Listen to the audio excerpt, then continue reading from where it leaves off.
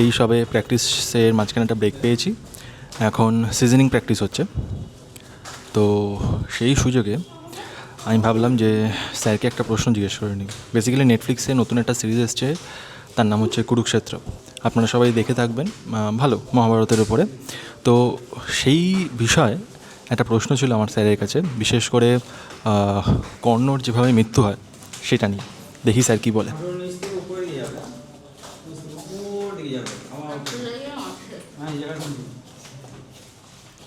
Sir, বলছি যে এই ধরুন গুরু দক্ষিণা যেটা ব্যাপার, ঠিক আছে, সেই বিষয়ে একটা প্রশ্ন আছে। সেটা হচ্ছে যে মহাভারতে যখন কর্ণ কোলে মাথা দিয়ে শুয়েছিলেন পরশুরাম, তো তখন একটা বিছে কামড়াতে আসে। সেই বিছেটা যখন কামড়াতে আসে তখন কর্ণ হাত দিয়ে আটকে দেয় এবং কর্ণের হাতে সেই বিছেটা কামড়ে দেয়, কিন্তু কর্ণ নড়েনি যাতে পরশুরামের ঘুম না ভাঙে, গুরুর ঘুম না ভাঙে।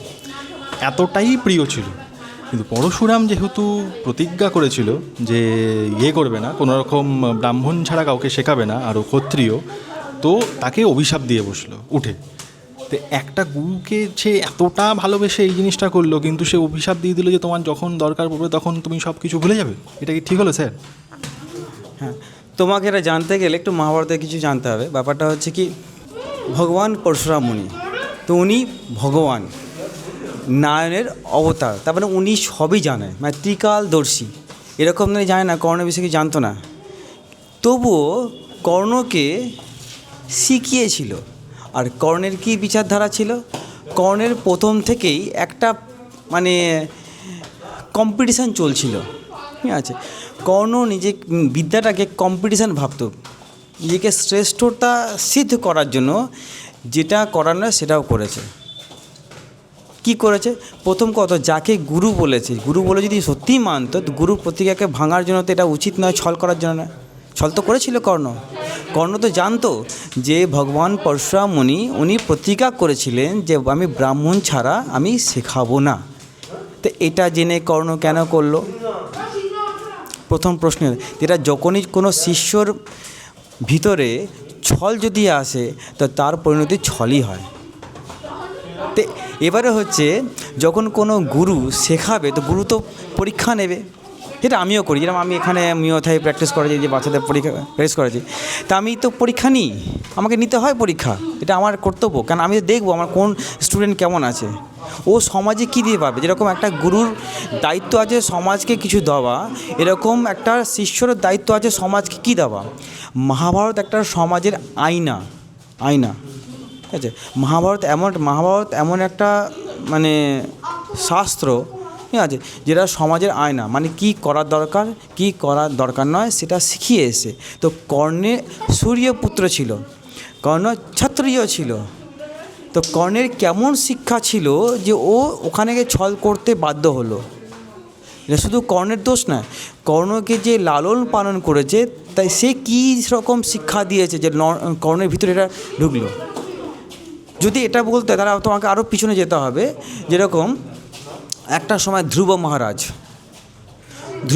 5 বছর বয়সে ভগবানকে পেয়েছিল, সর্বশ্রেষ্ঠ পদ পেয়েছিল ধ্রুব, যাকে ধ্রুব তারা বলা হয়, ঠিক আছে, মানে সবার উপরে। তো এবারে দেখো, ধ্রুবরও তো ছল করতে পারতো নিজের বাবার সাথে, নিজের অধিকার প্রাপ্ত করার সঙ্গে, কিন্তু সে ছল করেনি, কিন্তু সে কিন্তু সৎ পথে গেছে, আর কর্ণ অসৎ পথে গেছে। তো কর্ণ যেরকম অসৎ পথে গেছে, ও কিন্তু পুরো জীবনটাই কিন্তু অসতের সঙ্গ দিতেও বাধ্য হয়েছে। বোঝাতে পারলাম কি? প্রথম দেখো কি করলো,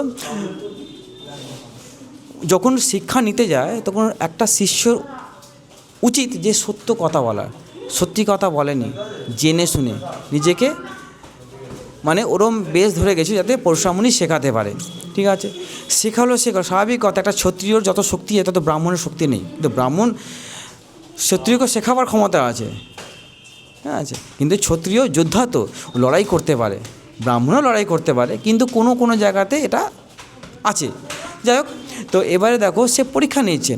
যখন পরশুরাম মুনি ওনার, যেরকম আমি মহাভারতে যেটা দেখিয়েছে সেটা নিয়ে আমি বলছি। তো আমি যেটা দেখলাম পরশুরাম মুনি উনি কর্ণের থাইতে মাথা রেখে শুয়ে পড়েছে, ঠিক আছে। সেই মুহূর্তে একটা ক্যাঁকড়া বিছে এসে কর্ণে কামড়েছে। তো সেই কামড়ার ফলে যে রক্তটা আছে, রক্তটা আস্তে আস্তে যখন বেরোচ্ছে তখন ওটা পরশুরাম মুনির শরীরে টাচ হয়েছে, টাচে উঠে গেছে। উঠে যেতেই কি বলছে, এটা একটা ব্রাহ্মণের কিন্তু ক্ষমতা নয়, এটা ক্ষত্রিয়, তুমি কে বলো। তখনও কিন্তু কর্ণ সত্যি কথা বলেনি। তো ছলরূপী যদি বিদ্যা গ্রহণ করে তো তাকে ছল প্রাপ্ত করতে, দেখো আজকের দিনে কি দেখাচ্ছে ওটা, যে কখনো গুরুর প্রতি ছল করতে নেই।